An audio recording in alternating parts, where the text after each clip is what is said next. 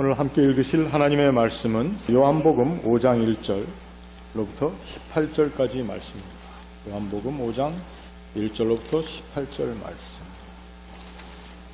우리 다 한 목소리로 읽겠습니다.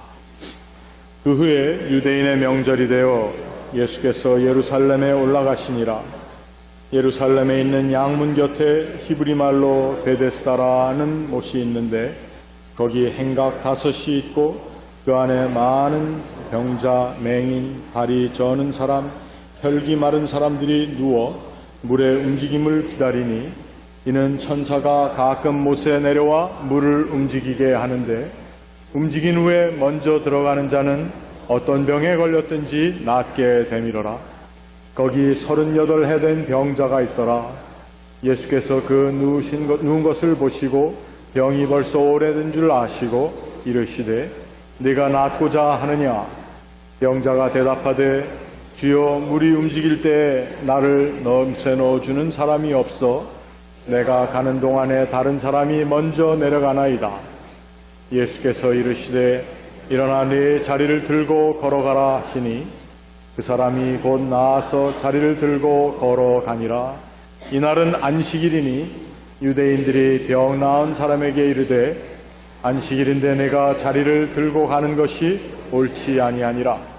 대답하되 나를 낫게 한 그가 자리를 들고 걸어가라 하더라 하니 그들이 묻되 너에게 자리를 들고 걸어가라 한 사람이 누구냐 하되 고침을 받은 사람은 그가 누구인지 알지 못하니 이는 거기 사람이 많으므로 예수께서 이미 피하셨습니다. 그 후에 예수께서 성전에서 그 사람을 만나 이르시되 보라 네가 나았으니 더 심한 것이 생기지 않게 다시는 죄를 범하지 말라 하시니 그 사람이 유대인들에게 가서 자기를 고친 이는 예수라 하니라. 그러므로 안식일에 이러한 일을 행하신다 하여 유대인들이 예수를 박해하게 된지라.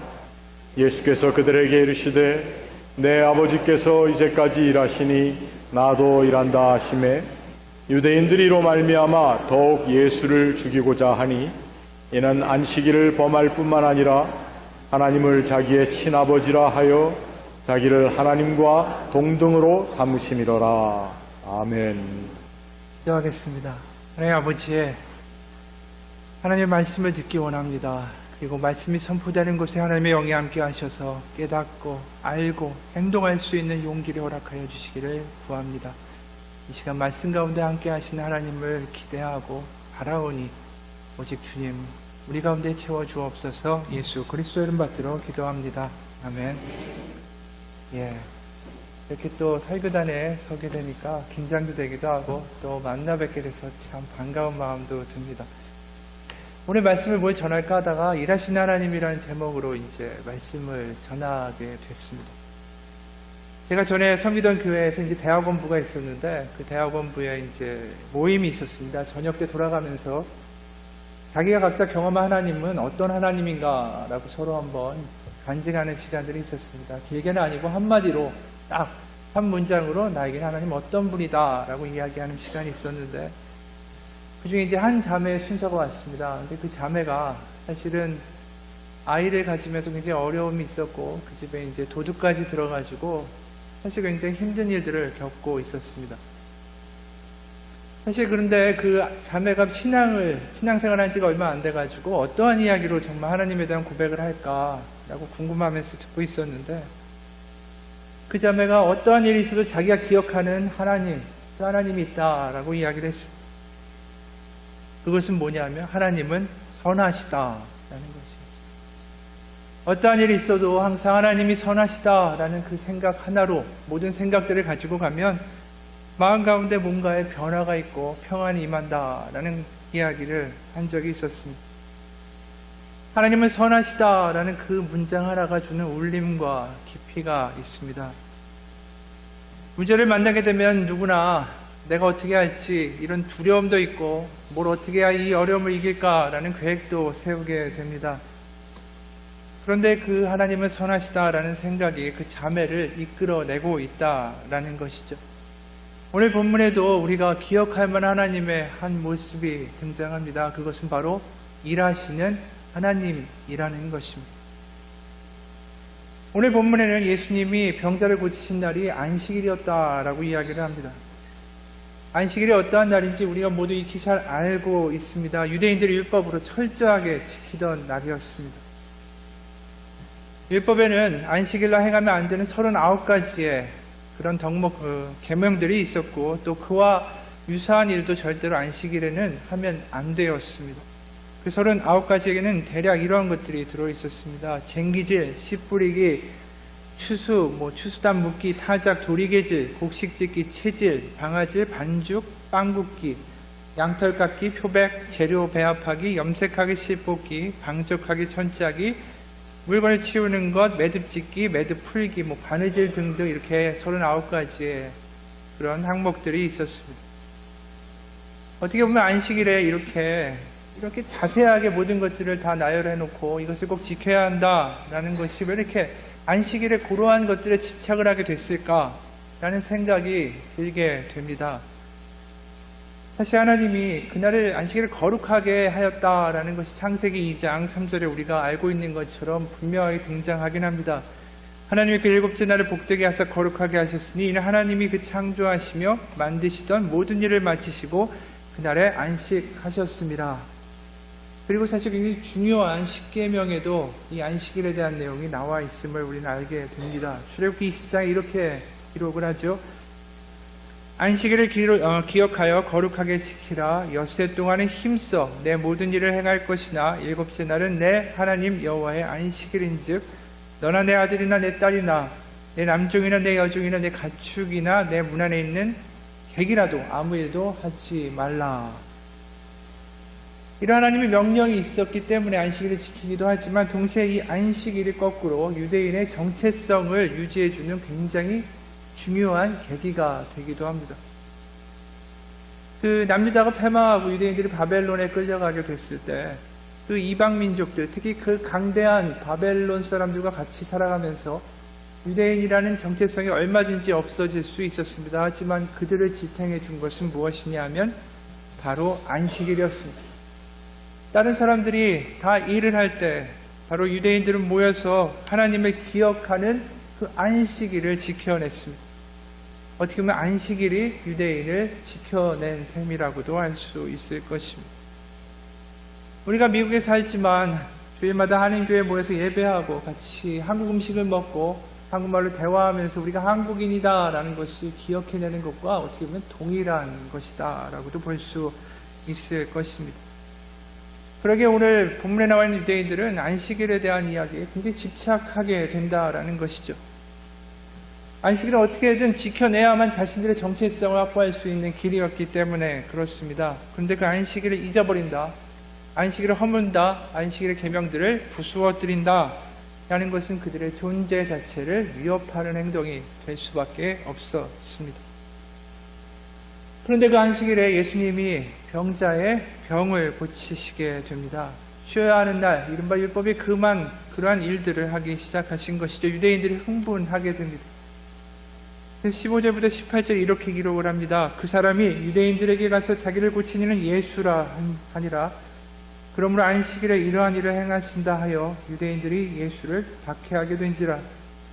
유대인들이 이로 말미암아 더욱 예수를 죽이고자 하니 이는 안식일을 범할 뿐 아니라 하나님을 자기의 친아버지라 하여 자기를 하나님과 동등으로 삼으심이러라 라고 얘기합니다. 그런데 그 주님이 하신 말씀이 굉장히 인상적인 말씀이 있죠. 17절을 보게 되면 그들의 반응에 대해서 예수님이 이런 말씀하셨습니다. 예수께서 그들에게 이르시되 내 아버지께서 이제까지 일하시니 나도 일한다 라는 말씀을 하셔서 이게 문제가 더 크게 된 것이죠. 하나님이 일하신다. 바로 하나님이 만드신 안식일에 하나님이 일하신다 라고 이야기하는 것이죠. 이 일하신다 라는 이 짧은 단어가 주는 무게를 우리는 잘 느끼지 못합니다. 세상을 창조하실 때 일곱 번째 날에 안식하신 그 하나님이 일하신다라고 이야기하는 것이죠. 창세기 2장 2절에 하나님이 그가 하시던 일을 일곱째 날에 마치시니 그가 하시던 모든 일을 그치고 일곱째 날에 안식하시니라. 그런데 그 하나님이 일하고 계시다라고 이야기하는 것입니다. 창세기에서 보게 되면 3장에 우리가 알고 있는 그 아담이 이제 범죄를 짓게 되고, 그러면서 하나님이 아담에게 이런 말씀하셨습니다. 아담에게 이르시되 내가 내 아내의 말을 듣고 내가 내게 먹지 말라 한 나무의 열매를 먹었은즉 땅은 너로 말미암아 저주를 받고 너는 내 평생에 수고하여 그 소산을 먹으리라. 네가 흙으로 돌아갈 때까지 얼굴에 땀을 흘려야 먹을 것을 먹으리니 내가 그것에서 취함을 입었음이라. 너는 흙이니 흙으로 돌아갈 것이니라 하시니라. 이 구절들을 보게 되면 하나님은 안식일에 저 멀리 계시고 이제 범죄한 인간은 이 땅에서 노동하면서 그렇게 살아가야 할 운명처럼 비춰지기도 합니다. 그런데 예수님이 이 말씀하시는 거죠. 하나님이 일하신다. 그래서 나도 일한다. 여기 일한다라고 쓰인 그 헬라어 단어가 있습니다. 에르가소마이라는 헬라어인데 이것이 어떻게 보면 그냥 단순히 일한다라는 뜻이 아니라 노동의 의미를 담고 있습니다. 손으로 수고로 일을 한다라는 의미가 담겨 있다라는 것이죠. 실제로 마태복음 21장, 그 다음에 사도행전, 그리고 서신서들을 보게 되면 이 단어가 어떻게 쓰였는가에 대한 용례가 있습니다. 몇 가지를 말씀을 드리면 마태복음의 21장 28절에 이렇게 나옵니다. 그러나 너희 생각에는 어떠하냐? 어떤 사람에게 두 아들이 있는데 맏아들에게 가서 이르되 얘 오늘 포도원에 가서 일하라. 거기에 나와 있는 일하라 라는 단어가 바로 이 단어입니다. 사도행전 18장 3절에 보면 바울이 브리스길라와 아굴라를 만나게 돼서 같이 함께 일을 하며 생업으로 천막을 만들었다라고 할 때도 거기에 역시 이 일하다라는 동일한 헬라어 단어가 쓰이고 있습니다. 데살로니가 전서에는 더 구체적으로 나옵니다. 보면 너희 아무에게도 폐를 끼치지 아니하려고 밤낮으로 일하면서 라고 바울이 기록을 하고 있죠. 4장 11절에 보면 조용히 자기 일을 하고 너희 손으로 일하기를 힘쓰라 라고 이야기합니다. 이 단어가 가진 이미지가 무엇일까? 그냥 단순히 일한다 라는 뜻이 아니라 수고로운 일을 하고 땀을 흘리고 노동을 한다 라는 의미가 담겨 있다라는 것입니다. 하나님이 안식일날 일하신다라는 것도 사실 굉장히 충격적인 일일 뿐 아니라 거기에 쓰인 단어가 굉장히 충격적이다라는 것이죠. 하나님이 일하시기에 나도 일한다라는 예수님의 그 말씀은 사실은 강력한 복음이기도 합니다. 그분이 멀리 있는, 그냥 멀리서 너희들 잘해라, 잘못하면 내가 너희를 벌하리라 말하는 그러한 신이 아니라 바로 우리를 위하여 일하시는 하나님이다 라고 말하는 것입니다. 안식일 거룩하게 지켜라 하면서 성전 안에서 고결하게 계신 하나님이 아니라 바로 우리가 보게 되는 하나님은 이 땅에 나타난 예수 그리스도 안에 나타나는 하나님의 모습입니다. 바로 제자들과 함께 계신 예수님이 바로 그 눈앞에서 같이 잠도 못 이룰 때가 있었고 밤새 기도해야 됐고 병자들을 고치시고 땀 흘리며 수고하며 노동하며 그렇게 지내는 하나님의 모습, 그것이 일하시는 하나님의 모습이었습니다. 우리가 믿는 하나님은 바로 그런 분이다라는 것이죠. 그의 아들, 바로 하나님의 아들 예수 그리스도는 심지어 십자가에 못 박혀서도 옆에 못 박힌 강도를 구원하십니다.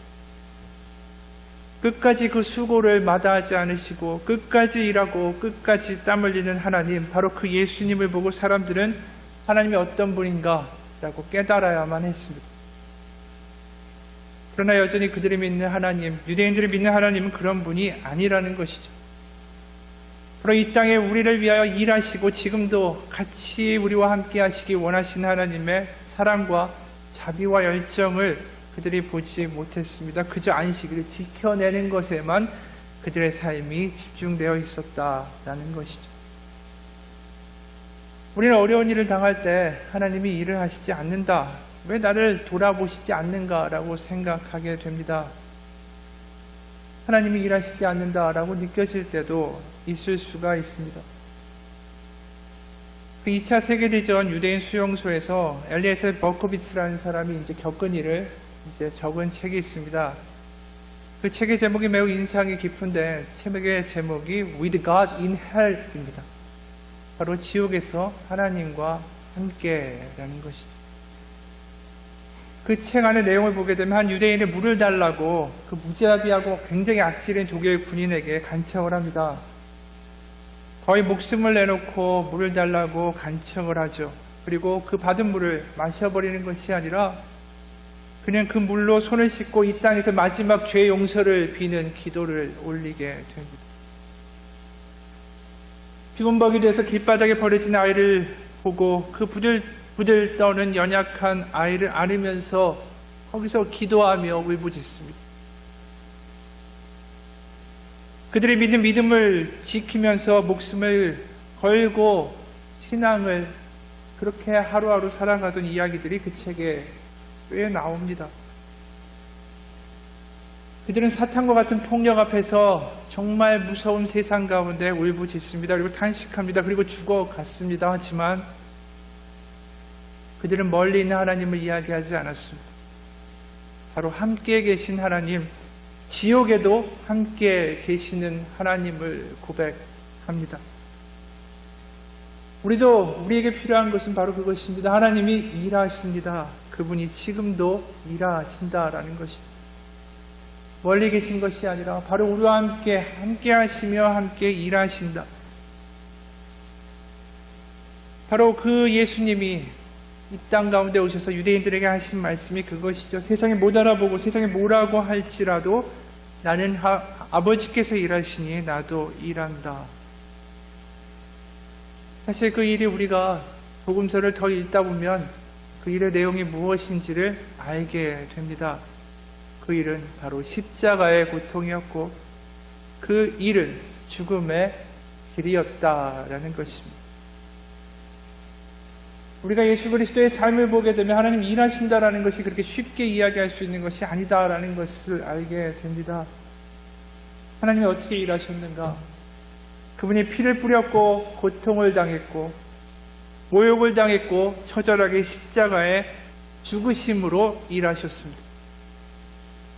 우리가 보게 되는 십자가, 바로 사람을 만드시고 보기에 좋았더라를 그렇게 반복하며 감탄하시던, 그렇게 좋아하시고 기뻐하셨던 하나님이, 그리고 안식일을 만들고 쉬셨던 하나님이 바로 저 십자가에 보면 우리의 고통과 우리의 어려움과 우리의 눈물 가운데 세상으로 뛰어들어오셨다라는 것을 이야기하고 있습니다. 바로 그 말이 하나님이 일하신다라는 것입니다. 하나님은 창조 때 우리를 만드신 그 사랑과 그 열정과 그 자비를 잊지 않으십니다.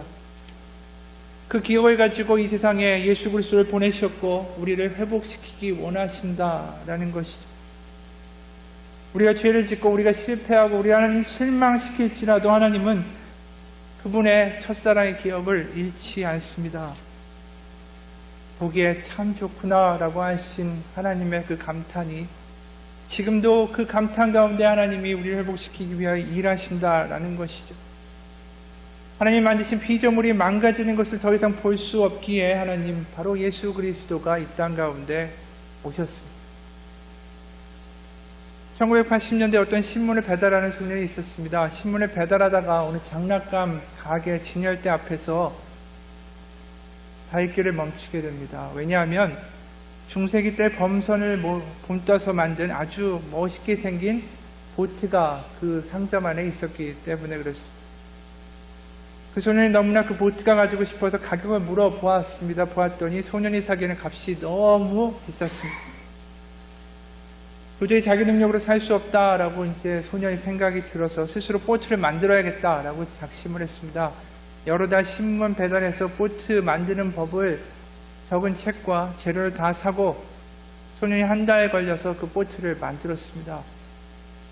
손수 나무를 자르고 돛을 달고 페인트 칠을 하고 자기가 가진 모든 기술과 시간을 동원해서 멋있게 보트를 만들었죠. 보트가 완성되자 소년은 뛰어보기 위해서 보트를 들고 강으로 나가게 됩니다. 물에 뜬 보트는 마치 갈매기가 떠나는 것처럼 그렇게 날쌔고 아름답고 멋있게 정말 훌륭하게 보였습니다. 이게 내 작품이다라고 소년이 가슴이 뿌듯했죠. 그런데 보트가 갑자기 경류에 휘말리더니 막 하류 쪽으로 떠내려가기 시작했습니다. 소년이 발을 불렀지만 보트가 내려가는 속도를 감당할 수가 없었습니다. 며칠 동안 소년은 계속 강가에 나와서 그 보트를 찾기 시작합니다. 아무리 찾아도 그 보트가 눈에 보이지 않습니다. 소년은 잠잘 수가 없었습니다. 보트가 항상 눈앞에서 아른거리기 시작하고, 그렇게 3주일이 지나 어느 날 소년이 길을 가다가 고물상에서 자기가 만든 보트가 놓여있는 것을 보게 됩니다. 얼른 뛰어가서 주인에게 이 보트 내 것입니다 라고 이야기하지만 그 말이 전혀 통하지가 않습니다. 고물상 주인은 자기가 돈 주고 산 거니까 이 보트가 가지고 싶으면 돈을 가지고 와서 사가라 라면서 막무가내였습니다. 할 수 없이 소년은 그 보트를 내려놓고 다시 그 보트를 사기 위해 3달이나 신문 배달을 했습니다. 그리고 돈을 주고 그 보트를 다시 샀습니다. 보트를 다시 사오던 날 소년은 그 보트를 얼굴에 비비면서 이렇게 말했습니다. 내 사랑하는 보트야, 내가 2번 널 샀지. 왜냐하면 처음에 내가 너를 만들었고 2번째는 내가 다시 샀기 때문이지. 그 보트는 이 소년에게 더 귀중한 것이 되었습니다. 어떻게 보면 이 이야기가 바로 하나님의 이야기를 하는 것 같습니다. 바로 일하시는 하나님은 우리를 회복시키기 원하십니다. 우리가 그냥 이렇게 살기 원하지 않으시고, 우리가 예수 그리스도 안에서 회복되고 달라지고 하나님의 능력 가운데 살기 원하신다라는 것입니다. 우리가 무너질 때도 있습니다. 우리가 실망할 때도 있고, 좌절할 때도 있고, 아플 때도 있고, 병들 때도 있고, 한숨 나올 때도 있습니다. 하지만 여전히 하나님은 일하십니다. 우리 옆에 주님이 계시고 우리를 포기하지 않으십니다. 바로 안식일에도 그분이 일해야만 하는 이유가 그것이고, 우리만 노동하며 힘들게 사는 것이 아니라 바로 하나님이 일하고 계시다라는 것이죠. 우리를 위하여 일하시는 주님, 멈추시지 않는 하나님, 바로 그것이 예수 그리스도의 복음에 나타난 하나님의 모습입니다. 그러기에 하나님은 우리의 고통과 어려움을 너무나도 잘 알고 계시죠. 그리고 그 고통 가운데 하나님은 하나님의 일을 하고 계십니다. 그 어떤 책의 내용 중에 이런 내용이 있습니다. 수잔 앤더슨이라는 여인이 있는데 34살의 직장 여인이었습니다. 그 여인이 의사가 오진을 해가지고 눈을 실명하게 됐습니다. 눈이 멀게 되고 소경이 되니까 마음이 너무나도 이제 무너지는 거죠. 1년 동안 치료를 받습니다. 치료를 받다가 다행히도 직장에서 이제 받아줘가지고 직장에 다시 출근하게 됐습니다. 그녀가 이제 버스를 타고 직장에 나갈 때마다 남편이 동행을 해줍니다. 남편이 군인이었는데 그 공교롭게도 남편의 직장과 그 자기의 직장이 정반대에 있었습니다. 남편이 아주 일찍 일어나가지고 아내를 데려다 주고, 그리고 자신은 다시 반대편으로 이제 자기의 직장인 부대로 이렇게 간 것이죠. 그렇게 얼마 동안을 했는데 어느 날 남편이 이렇게 말을 했습니다. 여보, 내가 늘 이렇게만 할 수가 없어. 시간이 너무 많이 들고 어차피 언젠가 당신도 혼자 다녀야 할 텐데 올해부터 혼자 직장에 나가면 어떻겠어? 그 말을 부인이 들으니까 마음이 너무 아픈 거죠. 눈도 멀었는데 남편까지 자기를 버리는가. 이제 나를 데려다 주는 게 귀찮은 모양이구나. 이제 지겨운가. 내가 살아있는 게 그렇게 싫은가 라는 생각까지 들었습니다. 그러면 오늘만 자신이 도와주겠다라는 남편의 말에 여인은 자존심이 상하여 필요 없어. 혼자 갈 거야 라고 남편을 뿌리쳤습니다. 그리고 그날부터 더듬으면서 혼자 버스를 타고 직장에 나가서 하루, 이틀, 사흘, 나흘, 그렇게 보름 동안 그렇게 혼자 출근을 했습니다. 출근길에 많이 울었죠. 서러웠습니다. 그런데 어느 날 버스 운전사가 이 부인에게 이런 말을 하는 것입니다. 아주머니 참 복이 많으시네요. 부럽습니다. 이게 무슨 소린가 했는데, 그래서 이렇게 얘기를 한 거죠. 아니, 제가 시각장애자인데 뭐가 그렇게 부러우세요? 그러니까 운전기사가 이렇게 말을 하는 것입니다. 아주머니가 버스에서 내려서 저 사무실에 들어갈 때까지 저 밖에서 어떤 잘생긴 군인 남자가 당신을 매일같이 지켜보고 있습니다.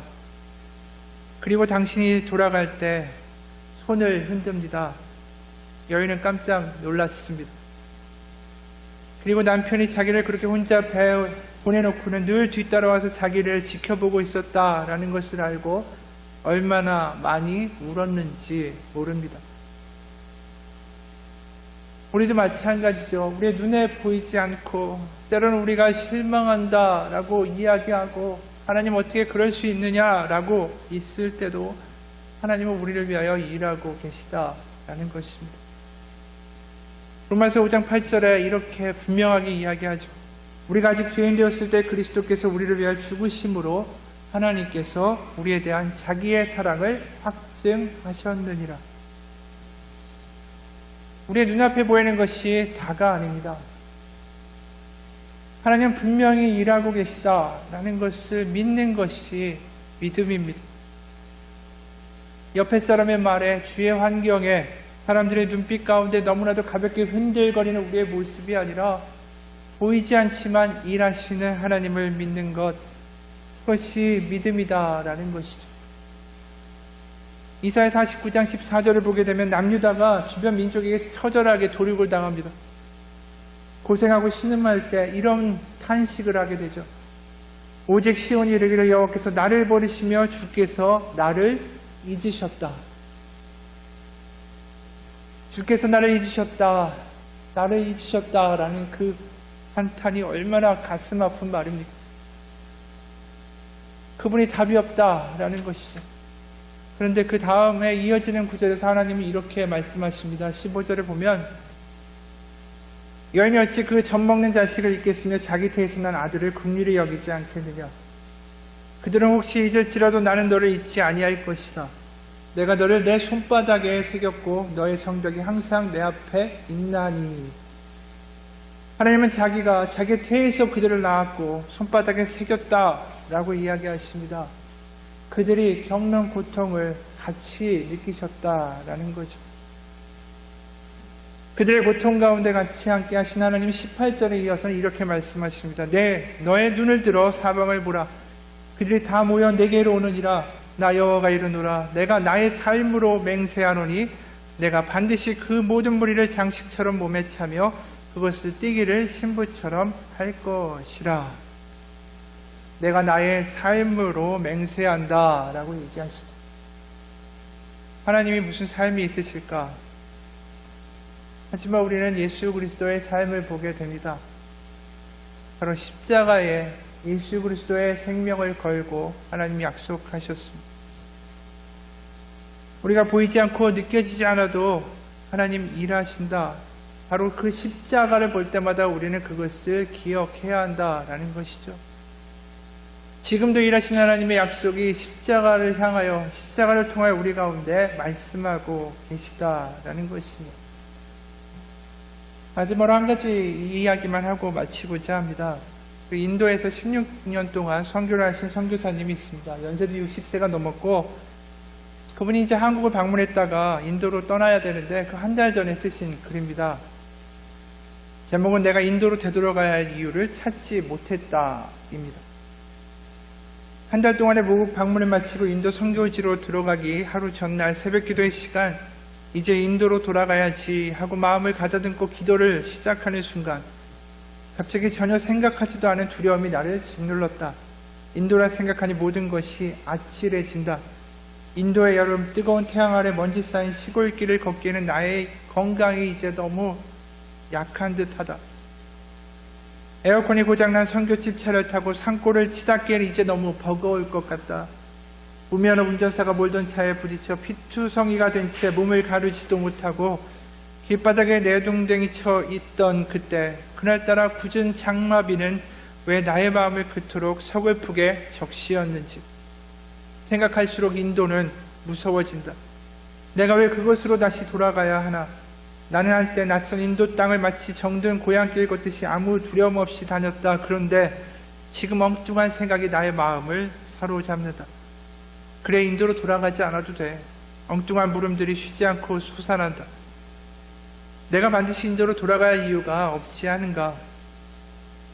깊이도 알 수 없는 구렁텅이와 같은 힌두교와 씨름하며 숲속에 빽빽히 들어선 나무처럼 앞길을 가로막는 인도 정부와 힌두교의 열심 당원들을 해치고 힘들여 그 땅에 돌아갈 이유가 도대체 뭐지?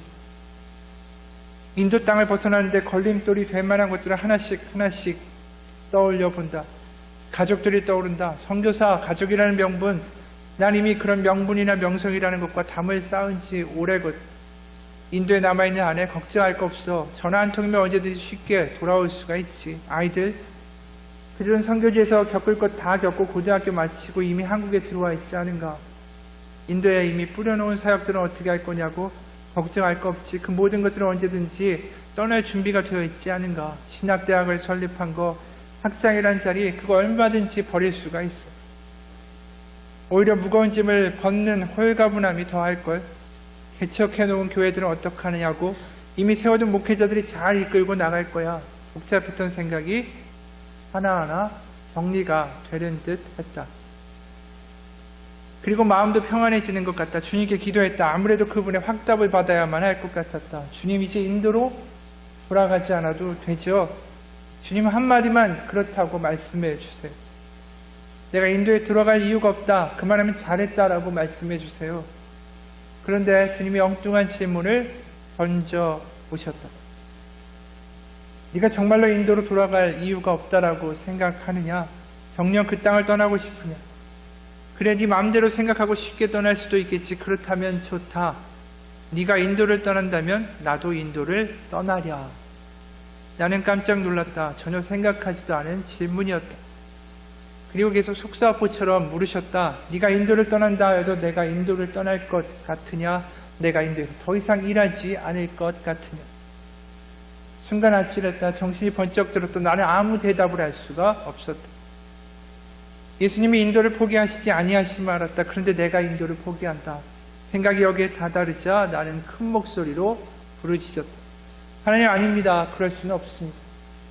예수님이 떠나지 아니하시는 인도, 하나님이 버리시지 않는 인도를 제가 떠나지 않겠습니다. 그 순간에 강한 성령의 음성이 들려왔다. 네가 자신감이나 용감함 때문에 인도를 다시 밟아서는 안 된다. 네가 인도로 되돌아갈 단 한 가지의 이유는 하나님의 사랑을 받아야 할 수많은 인도의 영혼이 있기 때문이다. 내가 오직 그들을 사랑하고 또 사랑하고 그곳에서 일하기 때문이다. 갑자기 내 속 깊은 곳에 통곡이 터져나왔다. 주님, 제가 잘못했습니다. 주님, 아무 조건 없이 제가 인도로 들어가겠습니다.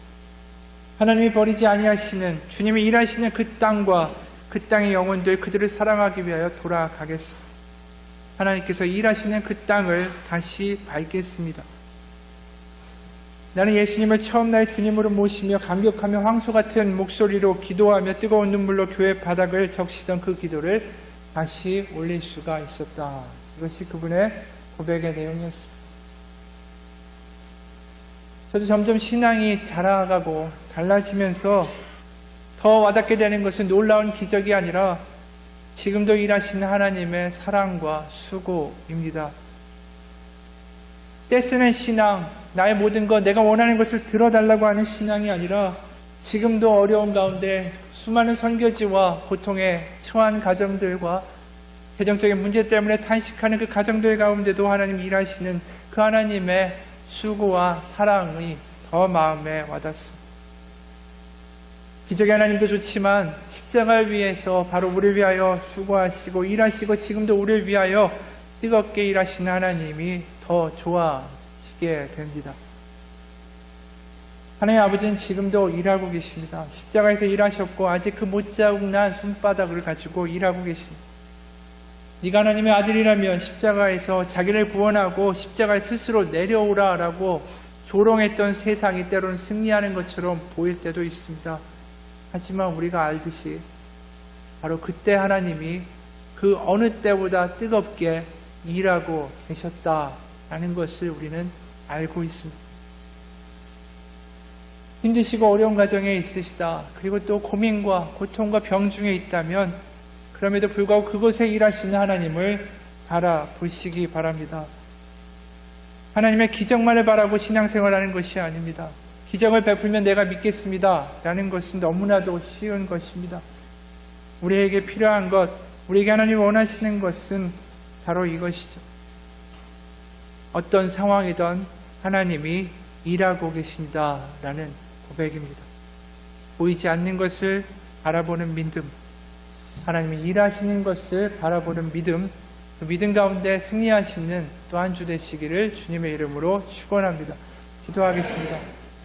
하나님 아버지, 우리는 살아갑니다. 때론 습관처럼 살아가고, 때론 실망하고, 때로는 절망하고, 그렇게 감정대로 휘둘려서 살아가고, 때론 누굴 원망하고 비난하기도 합니다. 하지만 그때 우리는 조용히 입 다물고 하나님 바라보기 원합니다. 어떤 상황이든 하나님이 일하십니다. 일하시는 하나님 바라보고, 십자가 바라보고, 다시 한번 우리 삶에서 용기 내어 살아나가기 원합니다. 그리고 지금도 일하시는 하나님과 함께 저도 일하기 원합니다. 하나님의 도구가 되고 하나님의 손과 발이 되어 이 세상 가운데 하나님의 나라를 위하여 살아가는 우리의 삶이 되게 하여 주시옵소서. 예수 그리스도의 이름 받들어 기도합니다.